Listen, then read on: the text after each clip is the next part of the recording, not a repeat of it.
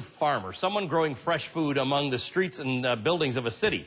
Now, in today's Mission Possible, you'll meet a man who's trying to solve the same kind of fresh food shortages in a different way. He also happens to be our CNN Hero of the Week. I had an idea about how to not waste food. If we're having an ample harvest, the very least we can do is give it to people who need it. They'll be enjoying this tomorrow at the pantry.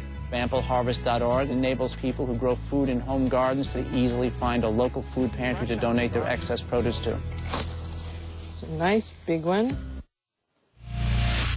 That would have been a perfect solution. I grew up with more rhubarb. I didn't even like rhubarb. Nobody in my family ate rhubarb, and it just grew endlessly in our backyard. Gary Oppenheimer is the founder of AmpleHarvest.org in New York. I now like rhubarb, Gary, but back in the day, and I guess there are people like this. There are things growing. They're deliberately growing fruits and vegetables because that's a great thing to do. But often you can't manage the yield. You've got more than you thought you were going to have, or you'd like to do something with some of your great harvest, and you're helping people do that.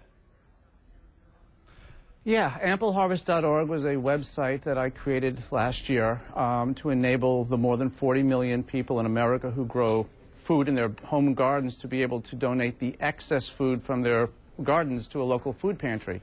Most people didn't know that they could. Many people hadn't thought about the idea. Some people were afraid of doing it, and we've set up a mechanism where it's very easy to basically go on the site, key in your address, find a list of food pantries in distance order, pick the one you want to donate to, and make the donation.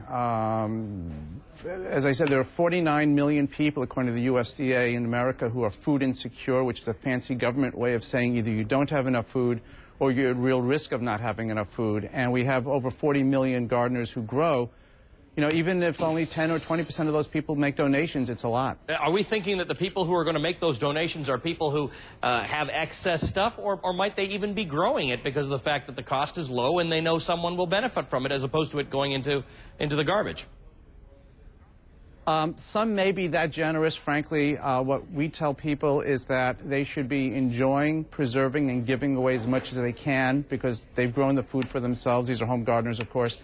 But whatever's left over, the excess produce, that should not be thrown away. That should be donated to a food pantry. And just to give you a case in point, I received an email this morning from one grower who said that last year he had thrown away 2 55-gallon drums of lemon, 4 55-gallon drums of grapefruit, and 2 of oranges because he didn't know he can give them away. Wow. Now, most people don't grow that much, but right. Nonetheless, that was wasted food that could have helped his community. Okay, so now tell me how this works. What's the system? Very simple. It's a website. First of all, we encourage pantries around the country. We have approaching, almost approaching 2,000 pantries. And by the way, when you now. say pantries, are these the same as food banks sort of idea? Well, not exactly. A food bank, there are around 250-plus food banks around America. Each one, think of a large warehouse operation, a right. regional operation that collects government and private food donations, and they turn around and disperse it to the food pantries, 30-plus thousand around the country in the communities. So the average person who's in need of food is actually going to a food pantry that may be in the basement of a church or YMCA or something like that. So your donations go right to the pantry. So you get people, you identify the pantry that you've worked this, and they get it right to the pantry. Yeah, think of this like a Google. You can go on to AmpleHarvest.org, find a pantry near you, and you take your food straight to the pantry. And hopefully, you'll do that for the rest of your life as you continue gardening. Okay, what did it take to get the system going? Was it complicated? Were people looking at you like we don't need this system, or did people say what a great thing that you're doing? I think I was in somewhat uncharted territory. I had this idea last year in March after creating a similar program in the community garden in North Jersey, where I'm the director of. I had an idea in March. In 7 weeks' time, it went from an idea to roll out on May 18th of 2009. All along, nobody said it was a bad idea, simply that nobody had ever done it before. And it took off very, very fast, and it's been very, very well received all throughout. And it's growing wonderfully. I mean, it's a good thing for the communities. It's a good thing for the people. It's a good thing for the future health of America. Let me ask you this. I'm a city guy. If I were volunteering at a pantry or worked at one, I would know what canned goods look like. I would know what bread's supposed to look like. I don't really know that much about produce. Not that I want to be advertising that on TV. I should probably be eating more of it myself. But I don't really know that much about produce. How do your pantries know what they're getting, what the quality of it is, what it might even be called? Okay, well, that's a really good question. First of all, on the website, we have a frequently asked questions section, 3 sections, one targeted to the general public, one targeted to the gardeners, and one targeted to the pantries. To the gardeners, we basically tell them what they really should be doing is harvesting the crops on the morning of when they're going to make the donation, and they should be inspecting what they're donating.